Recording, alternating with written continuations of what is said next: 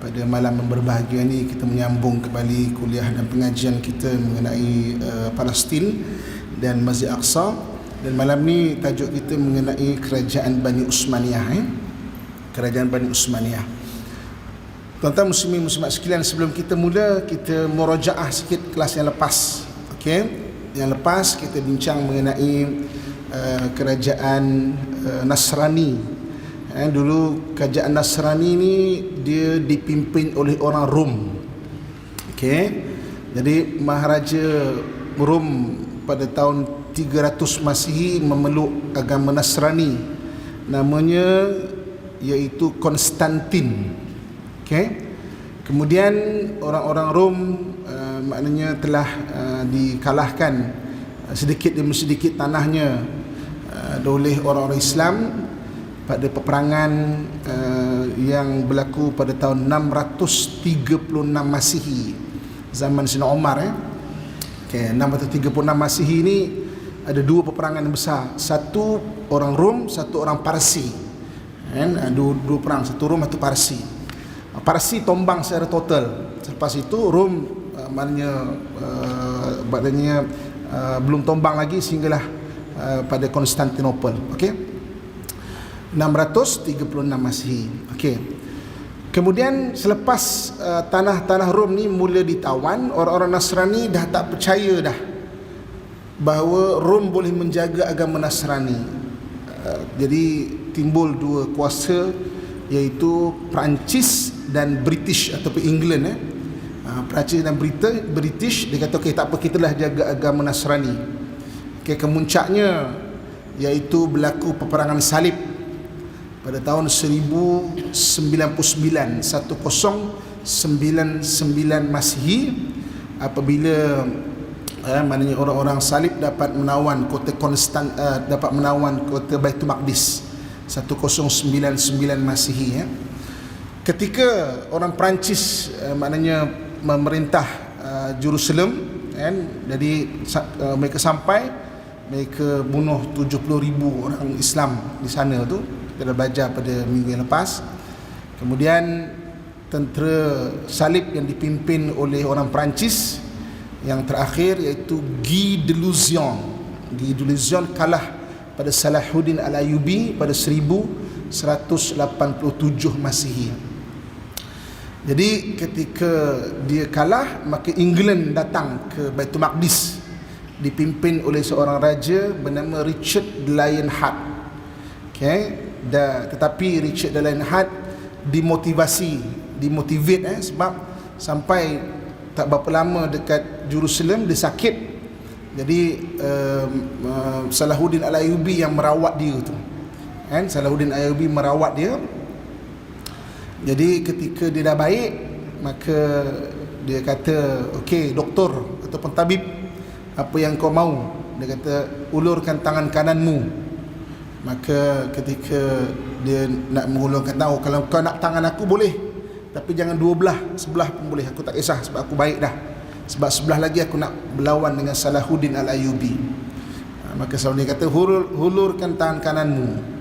Ketika dia hulurkan, Salahuddin buka hood kepala dia tu, sambut tangan dia, Richard, aku Salahuddin Al-Ayyubi, aku tidak akan berperang dengan orang sakit. Kau telah sembuh, mari kita kembali ke medan perang. Selepas itu dia dimotivate, dia kata kalau Salahuddin nak bunuh, lama dah boleh bunuh dia. Itu dia kata dah lah, kita balik je lah. Itu dia balik ke England. Okey, jadi dalam fasa peperangan salib, dua universiti ditubuhkan di Eropah, satu Oxford University dan satu lagi Cambridge University. Dulu universiti ini fokus kepada penubuhan satu grup bernama Orientalis.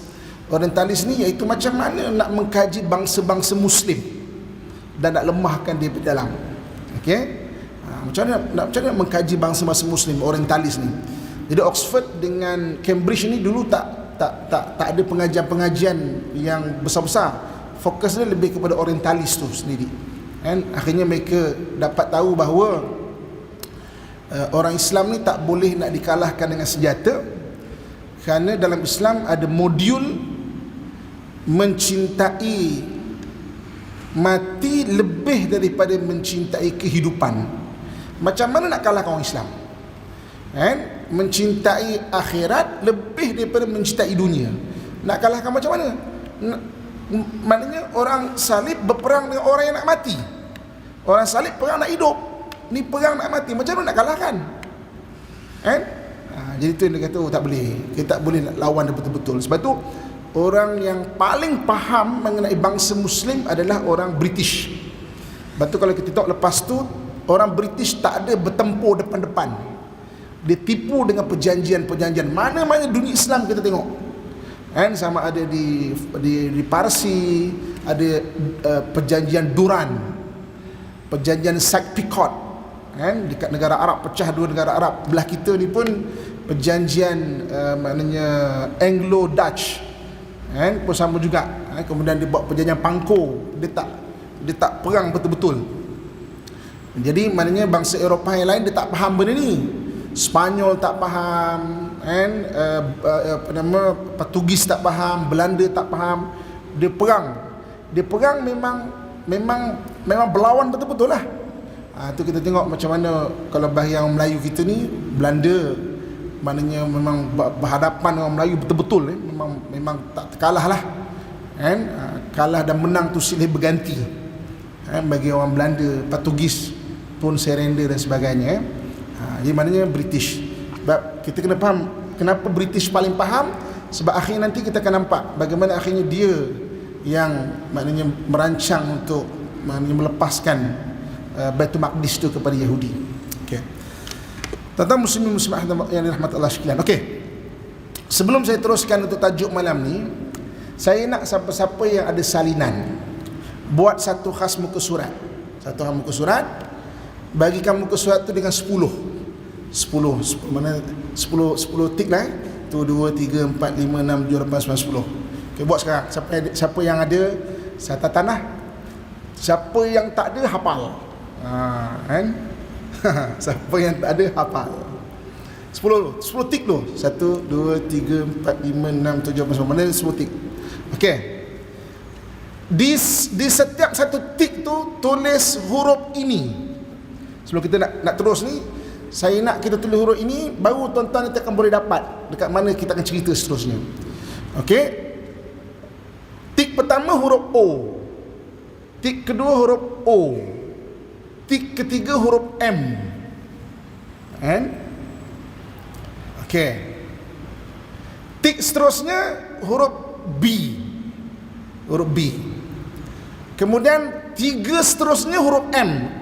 M. Okey. Seterusnya huruf B sekali lagi.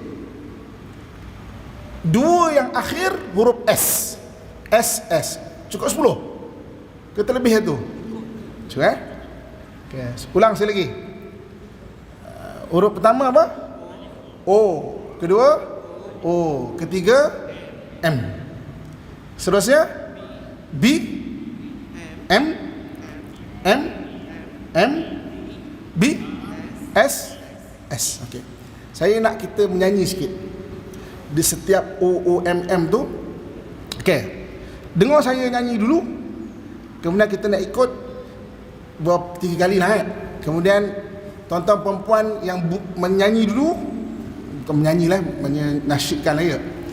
Nanti kemudian saya rasa dah hafal, baru saya teruskan. Kalau saya rasa tak hafal, kita akan menasyid sampai habis kelas ni. Okey, tengok huruf ujung-ujung tu. Dengar saya dulu. O, ba, ma, o, sa. Cukup tak 10? Cukup 10? Janganlah terpegun dengan saya nyasyid. Okay, sekali lagi. Om ba ma o sa.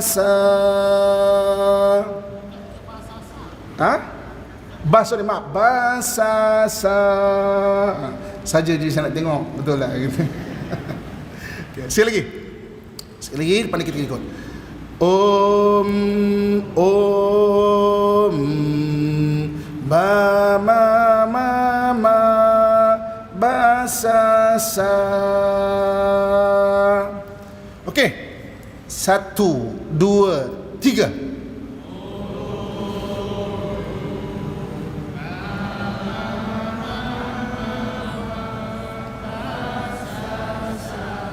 Sekali lagi. 1, 2, 3.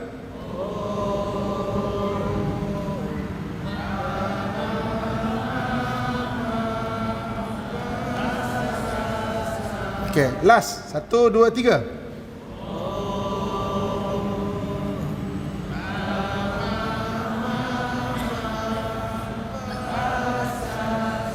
Okey, sama-sama. Om Ba Ma Ma Ma, Ba Sa Sa. Hafal Hafal? Okey.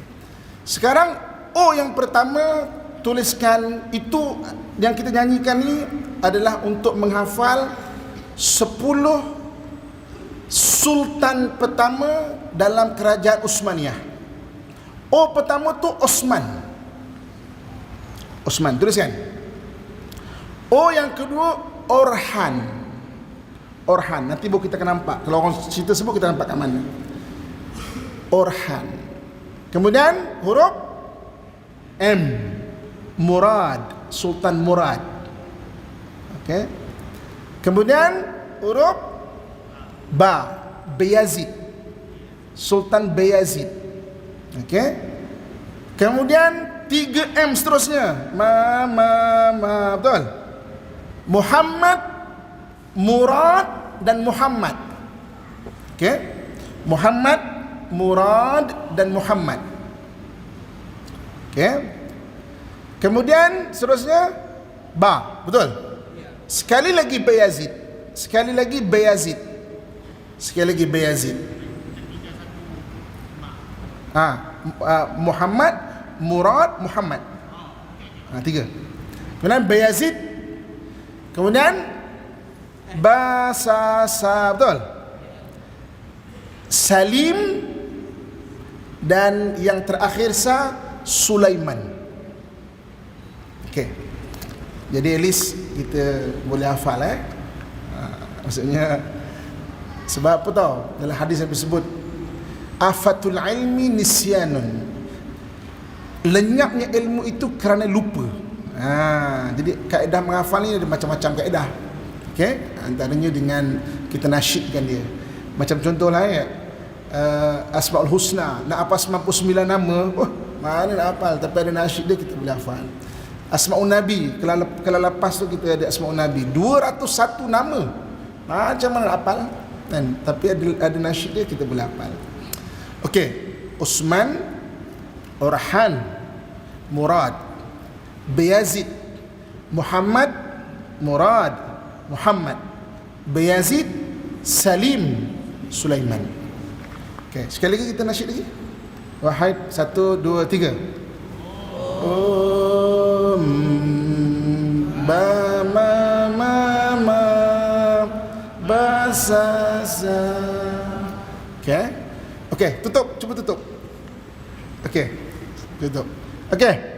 Om. Okey, apa dia? Tak. Om apa? Bukan. Siapa nama dia? O pertama apa? Osman. Yang kedua? Orhan. Yang ketiga? Murad. Murad. Okey. Ba Ma Ba Bayazid. Ma yang pertama Muhammad. Ma yang kedua Murad lagi. Ma yang ketiga Muhammad. Okey. Kemudian Ba Sa Sa Ba Bayazid. Sa yang pertama Salim. Sa yang ketiga, yang kedua Sulaiman. Hafal lah. Maknanya boleh tutup lah kelas kita malam ni. Okey. Jadi apabila kita hafal 10 nama yang awal ni, barulah kita boleh masuk tajuk kita pada malam ini, iaitu Kerajaan Uthmaniyah. Okey. Kerajaan Uthmaniyah ni Okey, bermulanya kerajaan Uthmaniyah ni iaitu ketika maknanya Baghdad dihancurkan oleh Mongol. Baghdad diserang oleh Mongol, tarikhnya 1258 Masihi. 1258 Masihi Baghdad dihancurkan oleh Mongol. Jadi habis semua kerajaan Baghdad, kan, maknanya dibunuh penduduk-penduduknya. Dekat Baghdad tu dia ada kitab Darul Hikmah. Beribu-ribu kitab dibuang dekat Sungai Dajlah. Hitam sampai air Sungai Dajlah tu dengan dakwat para ulama kita. Banyak kitab-kitab yang hilang. Ulama kita memang dunia keilmuan yang sangat-sangat luar biasa ketika itu. Jadi ketika itu kerajaan Abbasiyah ni dia ada banyak hamba-hamba. Hamba-hamba ni kemudian memimpin untuk pertahankan khalifah ni, akhirnya jadi kerajaan. Nama kerajaan hamba ni kerajaan Mamluk. Kerajaan Mamluk ni berasal daripada kerajaan hamba-hamba kerajaan Abbasiyah ni. Jadi dia lawan balik, dia jadi sebuah kerajaan yang kuat. Jadi tapi dia tak jadi khalifah, dia tak respect khalifah. Jadi khalifah yang berada di Baghdad dijemput untuk pergi ke Mesir. Duduk kat Mesir tak apa, kau tetap khalifah, walaupun kita ni raja-raja Mamluk, tapi kita tetap walak dengan khalifah ni. Kita walak dengan khalifah. Okey. Salah seorang jeneral daripada kerajaan Mamluk namanya Uthman Al-Ghazi. Uthman Al-Ghazi. Okey? Itu raja yang pertama tu. Uthman Al-Ghazi. Kita pernah tengok tak dekat satu dokumentari ataupun satu drama yang panjang, Utughul.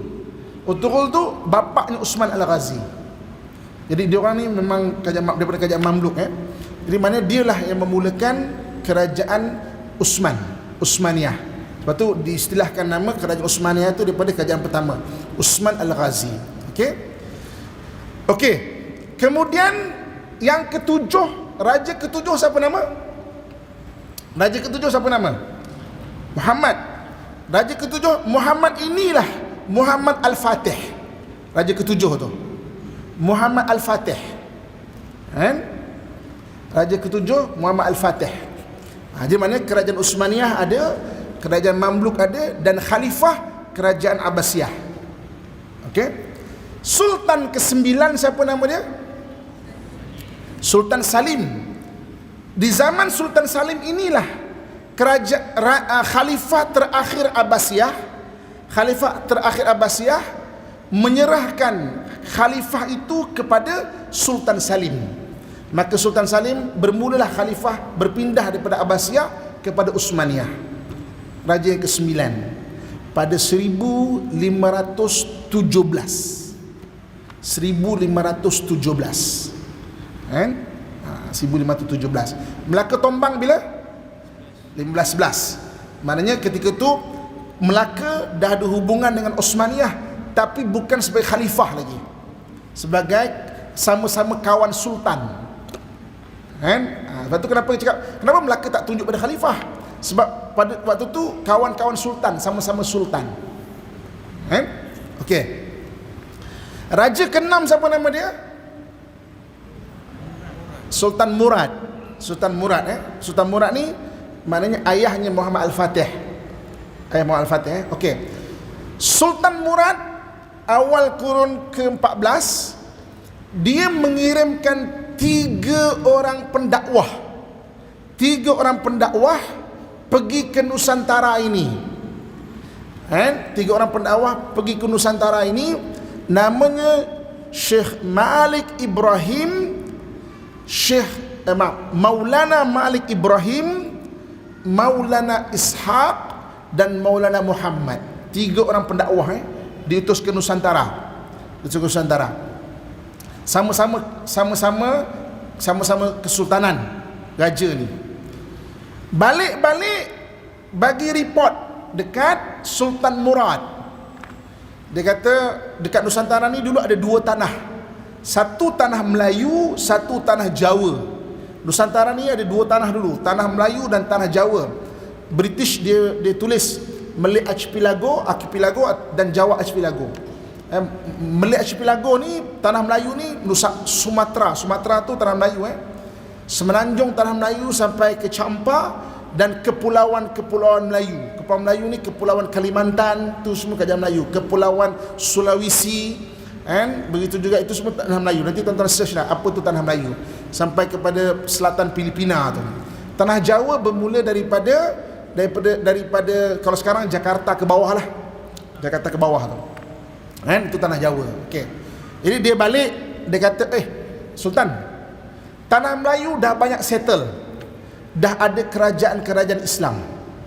Kerajaan Islam Melaka ada, kerajaan Islam Aceh ada, kerajaan Islam Luwu ada.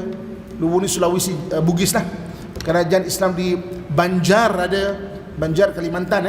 Siapa orang Banjar di sini? Mana Banjar, di Banjarmasin.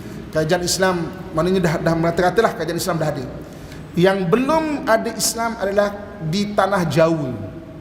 Di tanah Jawa, Jadi antara tanah Jawa dan tanah Melayu ni, tanah Melayu dapat Islam dulu, tanah Jawa belum lagi. Maka diutus 9 orang pendakwah awal sebelum Wali Songo. 9 orang pendakwah awal. Saya sebutkan nama dia, nanti boleh tengok balik rakaman. Balik 3 orang tu semula: Maulana Malik Ibrahim, Maulana Ishaq, Maulana Muhammad, Maulana Ahmad, Maulana Ali, Maulana Aliyuddin, Maulana Hassanuddin, Maulana Malik Israel, dan Maulana Syekh Shubakir. 9 orang wali pertama. Allah lajunya Ustaz, laju ke? Tak salin ke? Saya ulang balik. Maulana Malik Ibrahim, Maulana Ishaq, Maulana Muhammad, Maulana Ahmad, Maulana Ali, Maulana Aliyuddin, Maulana Hassanuddin, Maulana Malik Israel, dan Maulana Syekh Shubakir. Jadi dulu tanah Jawa ni dia memang terkenal dengan angker. Angker ni keras. Keras ni bukan sebab banyak batu-batu, tak. Dia memang banyak sihir. Kalau nanti tuan-tuan, yang paling terkenal yang berlawan dengan sihir tu Syekh Shubakir tu. Nanti tuan-tuan maknanya boleh cek mana nama Syekh Shubakir dan bagaimana dia punya jasa di bahagian Nusantara ni membersihkan sihir-sihir. Tuan-tuan, siapa yang biasa tengok senjata-senjata Melayu? Kalau ada satu Melayu kadang-kadang kecil, ada satu kecil kan, dia ada satu nama Semar. Siapa yang biasalah, kalau tak biasa nanti search lah Semar tu bunyi macam mana. Semar tu sebenarnya nama jin lah, nama jin yang Syekh Shubakir berdialog dengan dia tu. Dicatatkan dalam sejarah bagian mengislamkan tu. Okey. Jadi gelombang pertama 9 orang wali ni selesai. Ada yang syahid sebab sihir, ada yang memang balik ke negara dia, ada yang berjaya bersihkan sihir lah, berjaya bersihkan sihir. Barulah gelombang kedua Wali Songo datang. Wali Songo tu sebenarnya 9 wali gelombang kedua. Okey. Ketika itu zaman Sultan ke-7. Siapa Sultan ke-7? Sultan ke-7 siapa? Sultan ke-7 Utsmaniyah, Muhammad Al-Fatih. Muhammad Al-Fatih itu Sultan ke-7. Okey. Muhammad Al-Fatih hantar lagi bantuan untuk pendakwah-pendakwah ini. Okey. Sebab apa? Di tanah Jawa ada satu kerajaan Majapahit. Mojopahit. Kerajaan Mojopahit ni kerajaan Hindu-Buddha. Besarnya Hindu lah. Okey, kerajaan Mojopahit. Jadi 9 orang wali ni berusaha macam mana nak mengislamkan kerajaan Majapahit. Kan?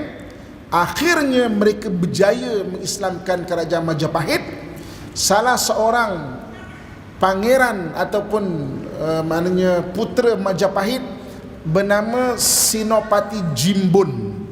Senopati Jimbun ni berjaya diislamkan, berusaha kemudian dapat menombangkan kerajaan Majapahit dan berjaya menubuhkan kerajaan Demak.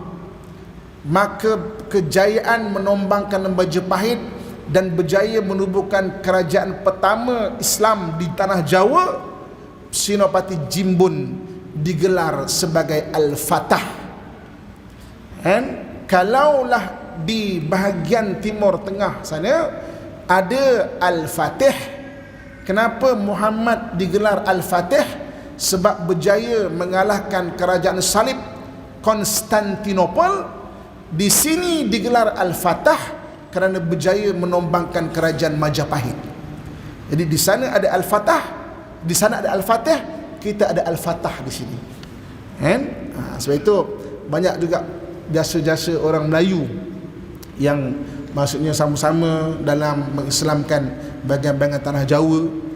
Sebab itu kan ada bidalan pantun, jika roboh kota Melaka, papan di Jawa kami sorongkan. Jika sungguh bagai dikata, jiwa dan raga kami korbankan. Dan terbukti ketika Melaka tombang 1511, Raja Demak bernama Sultan Pati Yunus syahid dekat kota Melaka sana tu, melawan Portugis. Kan? Memang pergi berlawan betul, sebab kerajaan Demak antara yang berterima kasih dengan juga dengan kerajaan Melaka sebab bantu untuk mengislamkan Majapahit ataupun mewujudkan kerajaan Demak tu. Okey. Jadi tuan-tuan sekalian, saya nak cerita mengenai 10 orang awal tu yang ada kaitan dengan Palestin secara langsung adalah daripada Sultan Salim.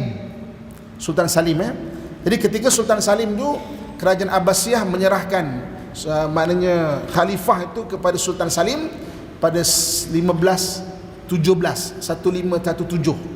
Jadi khalifah diserahkan ketika itu Melaka dah tombang dah. 1517. Jadi orang tanya, kenapa Melaka tombang, Khalifah Osman, Khalifah Islam tak tolong? Batu tu belum lagi Osmaniyah belum jadi khalifah lagi. Sebab dia khalifah 1517 Sultan Salim. Jadi Sultan Salim diberikan ridak Nabi SAW, beberapa barang-barang Nabi SAW kepada Sultan Salim oleh khalifah terakhir maknanya Abbasiyah diberikan, dan dilantiklah Sultan Salim. Tapi Sultan Salim tak lama kemudian meninggal, digantikan anaknya Sultan Sulaiman. Jadi Sultan Sulaiman ni dia ada beberapa perkara yang besar. Kalau bagi orang barat, diorang memang mengkagumi Sultan Sulaiman.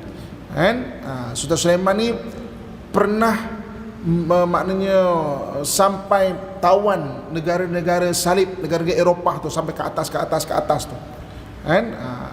Kemudian dia juga antara Sultan Sulaiman ni yang membantu orang Melayu kita buat meriam. Nanti tuan-tuan balik cuba search meriam cecupak ataupun si cupak. Jadi kerajaan Aceh waktu tu berlawan dengan Belanda. Dia minta kerajaan Osmaniyah daripada khalifah, boleh tak tolong ajar buat meriam.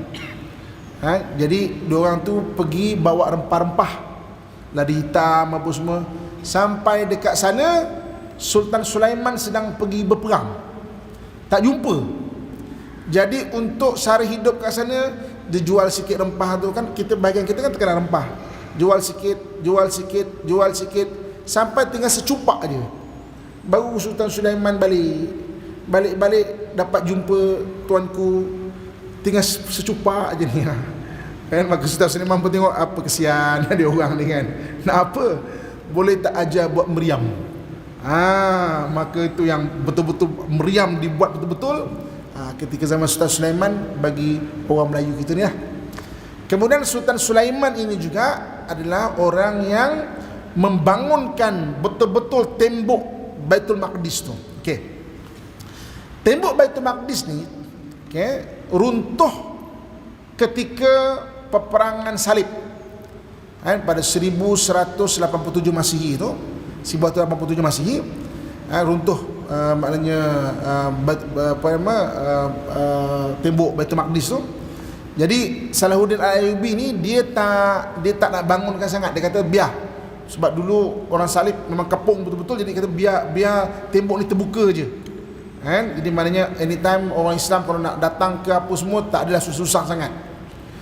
Tapi Sultan Sulaiman kemudian kan pada maknanya 1530 macam tu dia bangunkan balik maknanya tembok dekat Baitul Maqdis dengan dia mengekalkan satu pintu yang ditutup oleh Salahuddin Al-Ayyubi. Salahuddin Al-Ayyubi ni waktu datang ke masuk ke Baitul Maqdis, jadi maknanya dia bukalah pintu, tembok yang roboh tu dia tak betulkan. Dia kata biar orang boleh masuk apa semua. Tapi dia tutup satu pintu yang menghadap ke timur. Dia tutup pintu tu. Jadi kalau tu Sultan Sulaiman membangunkan tembok Baitul Maqdis, dia kata pintu ni biar tutup. Sebab Salahuddin Al-Ayyubi dia berijtihad. Pintu ini hanya akan dibuka besok ketika hampirnya keluar 3 figura akhir zaman. 3 figura akhir zaman ni iaitu Imam Mahdi, Dajjal dan Nabi Isa AS. Kan? Besok waktu tu tunggu ijtihad ulama waktu tu barulah buka. Tuan-tuan sekalian, pada tahun 2022 ulama-ulama dekat Baitul Maqdis telah berijtihad untuk membuka pintu ni. 2022 tau. Orang Yahudi dia percaya kepada benda-benda gaib. Saya dah cerita orang Yahudi ni tuan-tuan sekalian, oleh kerana banyaknya Nabi diutus daripada Bani Israel, nature percaya benda gaib ni kuat dekat dia. Dia memang percaya benda-benda gaib ni. Dia memang fanatik dengan benda-benda gaib ni. Sebab tu kenapa dia tak percaya kepada kenabian Nabi kita Muhammad, tapi dia percaya pada perkhabaran Nabi Muhammad, benda-benda gaib ni. Kan antaranya kan Nabi sebut besok akhir zaman semua batu-batu dan pokok-pokok mengeluarkan gelombang yang boleh difahami. Ya ibadah Rahman, wahai hamba Allah. Ni tangkap ni belakang ni ada orang Yahudi penyembah syaitan, kecuali satu pokok bernama pokok gharqad. Yahudi tanam pokok gharqad, tuan-tuan. Yahudi ni dia percaya benda, nature percaya benda gaib tu memang ada dekat dia. Kan tu kan saya pernah cerita, saya kalau bawa jemaah ke sana, kalau saya pakai cincin, ini bukan orang pakai cincin, tapi kadang-kadang saja nak pakai, kan sunnah kadang-kadang. Jadi kalau saya ke sana, kalau pakai cincin, saya suka menyakat orang Yahudi. Kalau jemaah semua dah rehat, saya akan keluar balik, saya akan lepak sebab nak faham pemikiran dia. Kan? Jadi saya tak cakap, kau tahu tak, cincin aku ni malam-malam dia datang mimpi tau. Ada mimpi kan. Dia suka cerita-cerita macam tu, dia suka. Jual lah kat aku. Mana boleh. Saya suka cerita tu. Badan dia penuh tangkal. Yahudi ni badan penuh tangkal tau. Dia kalau kena baling dengan batu, dia menganggap diri dia, maaf saya sebut ni untuk pembelajaran, dia anggap diri dia sway 40 hari. Sebab tu kenapa budak-budak nak baling batu, dia boleh tembak budak-budak. Sebab pada dia kena tu, sway 40 hari. Dia akan pergi dekat Wailing Wall tu, dia akan meratap ke situ lah. Adalah bacaan dia tu lah, meratap untuk hilang sway tu. Kan? Dia kalau pergi ziarah makam Nabi-Nabi, dia bukan minta kepada Allah. Kita ziarah makam contohnya, kita minta kepada Allah. Dia minta memang betul pada orang meninggal. Wahai Nabi Yusuf, wahai Yusuf, tolong aku Yusuf. Tolong dia. Kan? Selain daripada berdoa kepada kubur tu kan, Nabi kan cerita jangan kamu buat kuburan seperti orang-orang Yahudi, tempat penyembahan. Orang Yahudi memang menyembah kubur tu betul. Bukan saja dia apa nama? Dia berdoa kepada orang yang mati tu, tulis surat lagi. Tulis surat, digulung, dia masuk kat situ. Kat Wailing Wall tu penuh surat pada Tuhan. Surat Tuhan. Saya kalau ziarah sana, Wailing Wall tu boleh pergi kita boleh pergi. Kalau nak masuk Wailing Wall tu memang kena pakai kopiah. Orang Nasrani respect buka kepala. Orang Yahudi macam orang Islam dari sudut tu. Respect ni tutup kepala. Jadi kalau orang tak ikut kopiah, dia suruh pakai dia punya kipah tu. Kipas tu kopiah kecil tu lah. Zul pakai tu lah. Jadi kalau saya pergi pakai kopiah tak apa kan, pergi kat situ tengok kawan saya kat sana, orang Islam, orang Arab kat sana, kata, Muhammad, kau nak tahu tak doa orang perempuan dengan doa orang lelaki macam nak kenal? Saya tak tahu, biasanya warna kot kan, maka orang perempuan tu pakai warna pink ke apa. Tak. Kalau gulungan tu tebal, doanya panjang-panjang, tu orang perempuan lah tu. Kenapa? Orang perempuan ni memang dia banyak kan, kalau mengadu banyak kan. Oh ya ke, saya kata kan. Jadi maknanya dia memang gulung gitu. Jadi orang Yahudi ni dia memang nature percaya pada benda gaib. Okey. Jadi balik pada pengajian kita, Salahuddin Al-Ayyubi berijtihad. Satu pintu nama dia Mercy Gate ataupun Babur Rahmah.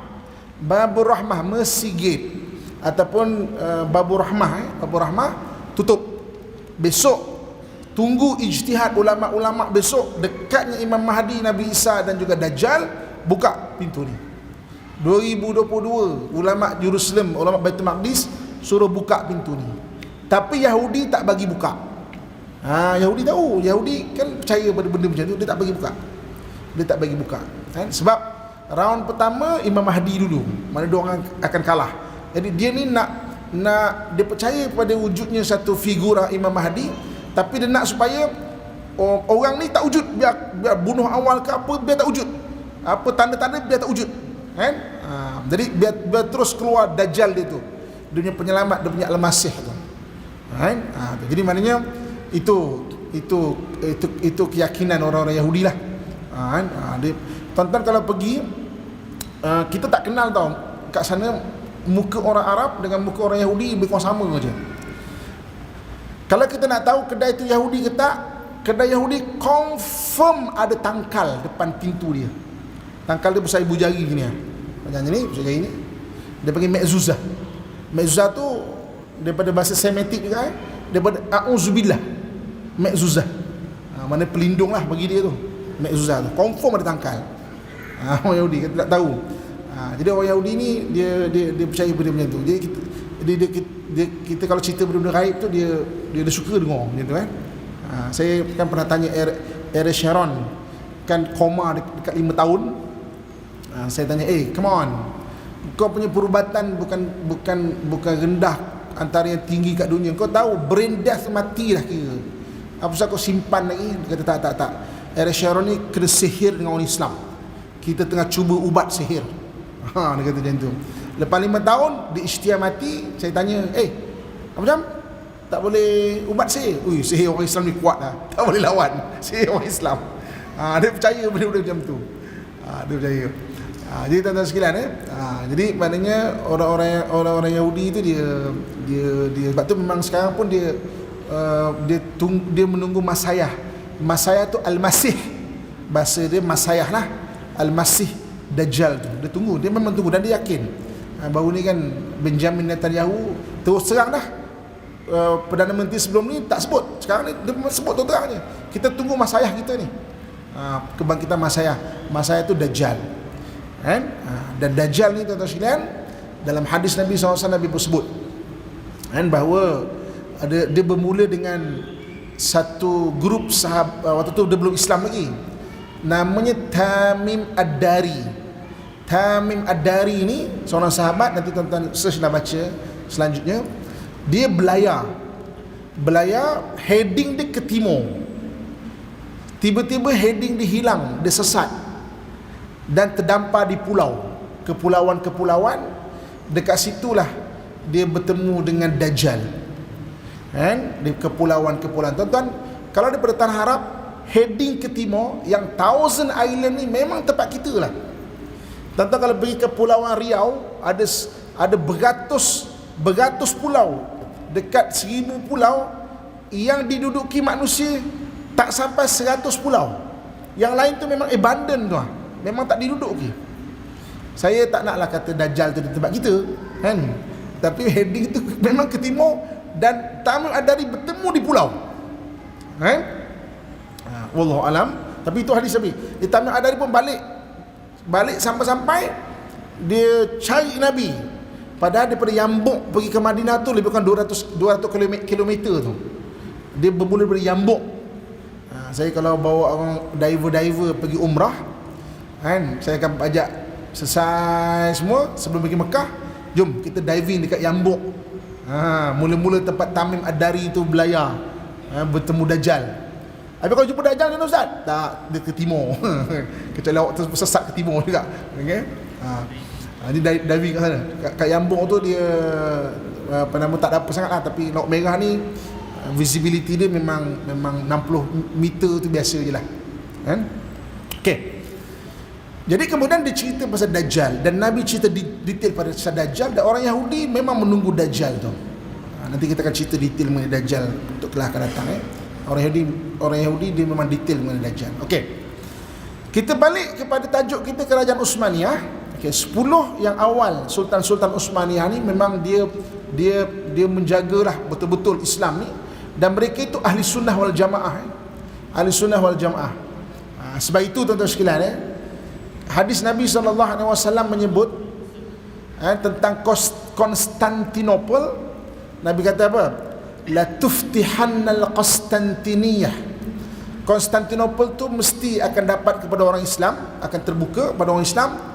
Fala ni'mal amir amiruha wa la ni'mal jaish dzalikal jaish.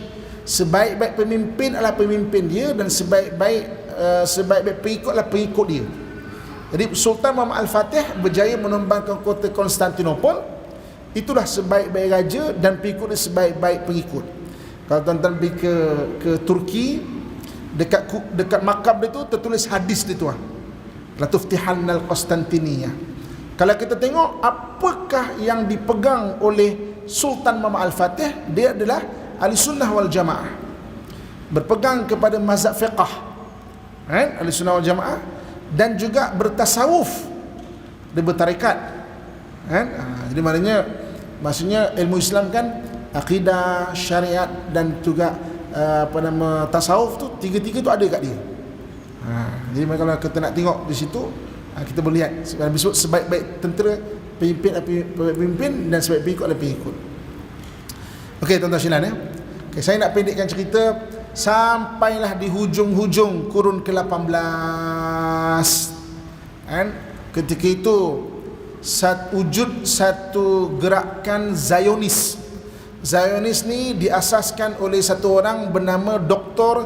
Theodor Herzl. Theodor Herzl, tuan-tuan salinlah janji bunyi, nanti baru cari dia punya tanda tulis macam mana.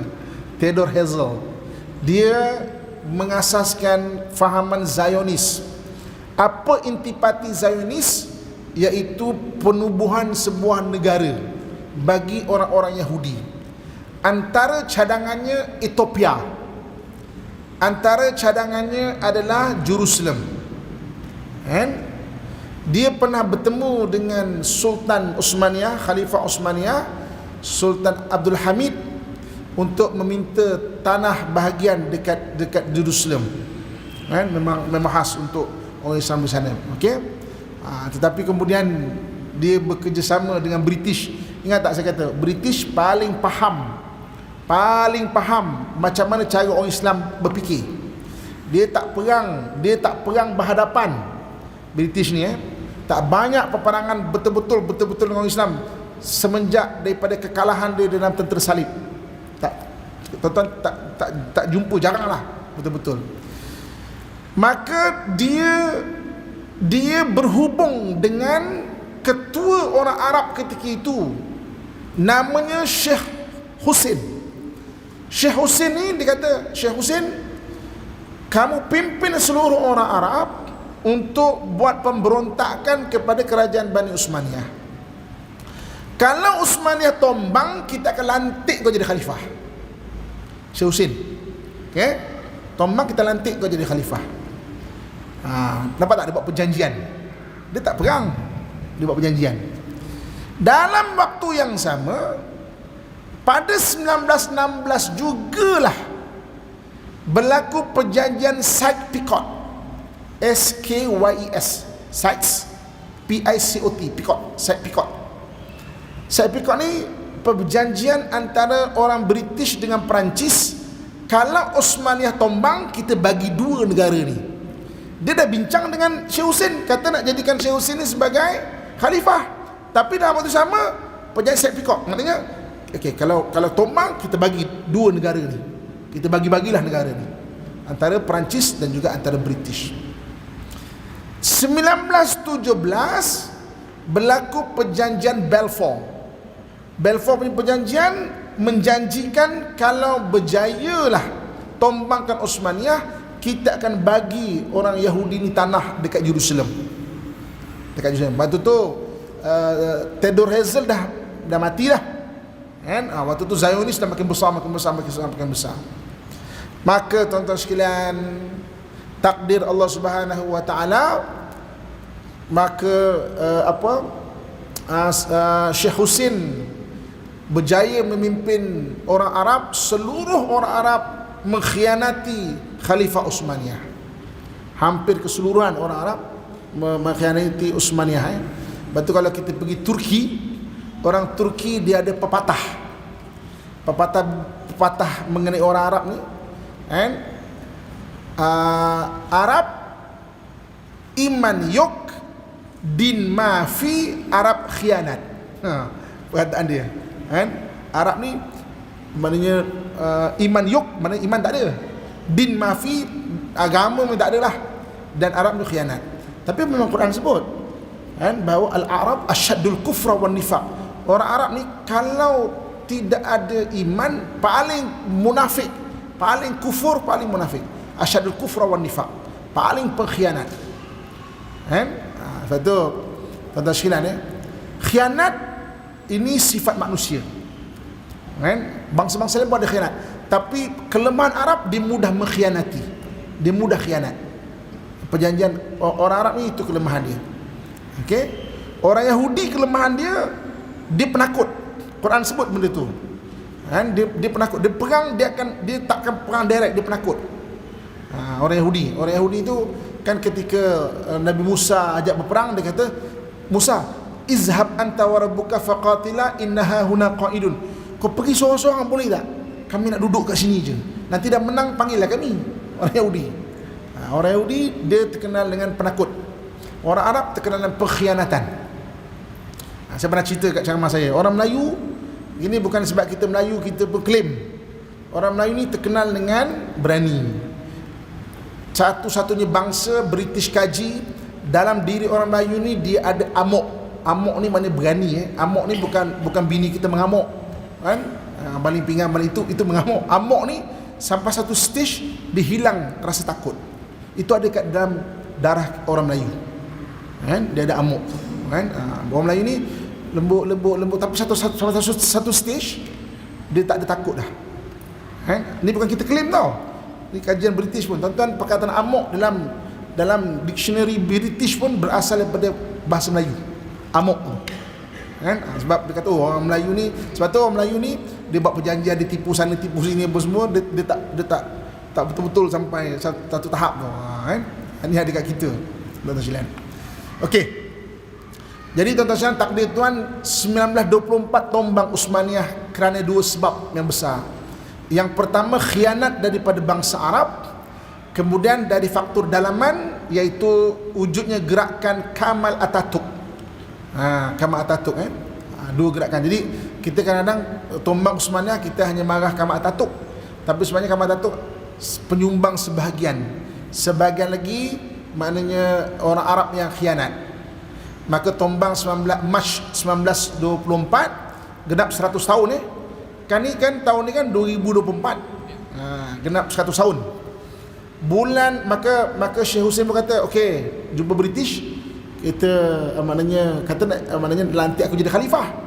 Maka British kata, boleh, panggil, bawa seluruh keluarga engkau, kita pergi ke Cyprus. Pergi ke Cyprus ni kepulauan. Pergi ke Cyprus, kita akan buat pelantikan di sana. Maka Syekh Hussein bawa seluruh keluarga dia pergi ke Cyprus. Sampai sana, dipenjarakan dia dan keluarganya di sana, dekat Cyprus. Kena tipu British, kan? Dan dibahagi-bahagilah negara Arab. sebahagiannya daripada British, sebahagian kepada Perancis sesuai dengan perjanjian Sykes-Picot 1916 kan. Itu tuan silan. Dan Baitul Maqdis ataupun Jerusalem termasuk daripada jajaran yang akan dapat pada British.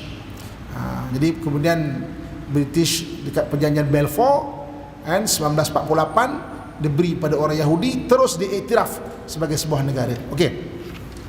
Kita ni kalau nak buat sebuah negara, kalau zaman dulu macam mana nak buat sebuah negara? Macam mana nak buat sebuah negara? Kena dapat pengiktirafan daripada negara-negara lain. Contoh katakanlah Melaka nak jadi sebuah negara, dapat iktiraf daripada kerajaan-kerajaan besar, contoh. Jadi dulu biasanya orang akan minta sama ada British ataupun kerajaan Osmaniyah lah untuk mengiktiraf negara itu sebuah negara. Ketika Perang Dunia Pertama, nak sebuah negara kena dapat pengiktirafan PBB, Kesatuan Bangsa-Bangsa Bersatu. Tapi waktu Perang Dunia Pertama tak ada PBB lagi, tapi konsepnya macam itulah. Perang Dunia Kedua pun sama juga. Sebab itu kenapa Israel tiba-tiba mudah dapat negara, sebab British terus kata okey, pengaruhi PBB, iktiraf dia sebagai sebuah negara, terus dapat sebuah negara. Sedangkan Palestin, kenapa Palestin tidak diiktiraf sebagai sebuah negara? Sebab tak diiktiraf oleh PBB. Walaupun banyaklah fight dan cuba nak utarakan, tapi tak dapat. Sebab pengiktiraf sebuah negara daripada situ. Patutnya kita ada Kesatuan Negara-Negara Islam, OIC, patutnya bolehlah buat pengiktirafan macam mana sebuah negara tu dan sebagainya kan. Tapi ialah doa lah kan. Setakat ni tak ada kekuatan lagi pada OIC. Kita masih rujuk lagi pada PBB lah. Kemudian nak jadi sebuah negara, kamu kena sign perjanjian perubatan kan. Perubatan ini saja yang diterima, yang lain mungkin sebagai alternatif apa semua. Sebab tu kita terikat banyak benda nak iktiraf negara sebuah negara. Ada tak boleh suka-suka, ada perjanjian yang wajib kena ikut, ada perjanjian yang pilihan nak ikut. Sebab tu tuan-tuan kena aware juga bila katakanlah kita nak terima perjanjian daripada PBB ke mana, kita kena aware, oh ni ada nak mengiktiraf satu perjanjian ni. Kalau perjanjian tu maknanya merugikan kita kena bersuara. Jangan biarkan tanpa bersuara. Kalau tak nanti maksudnya perjanjian tiba-tiba kena tipu lah. Kita dah kena tipu banyak dengan perjanjian-perjanjian. Itu kita kena aware maknanya kena wawarkan lah. Dulu medium untuk berita ni susah. Sekarang ni dah banyak kan. Jadi sama-sama lah mewawarkan benda yang baik ke, benda yang maknanya awareness pada benda buruk ke, boleh wawarkan dan sebagainya. Jadi tuan-tuan muslimin dan muslimat rahmatullah sekalian, begitulah maknanya untuk kelas malam ni mengenai kerajaan Osmaniyah, pembentukan dia sampailah tombang, dan bagaimana Baitul Maqdis tu jatuh ke tangan orang-orang Yahudi kan. Cuma satu benda je lah, macam saya sebut tadi, orang Yahudi walaupun dia dah tawan ataupun dia dah dapat ambil, dah buat negara dekat Palestin, tapi dia percaya pada benda-benda gaib. Dia tak berani nak rampas Masjid Al-Aqsa tu. Kalau tidak, dia boleh rampas je, tapi dia tak berani. Sebab pada dia kalau main rampas macam tu, akan ada maksudnya kecelakaan lah bagi dia tu. Sebab tu dia minta pelan-pelan. Dan malangnya 2012,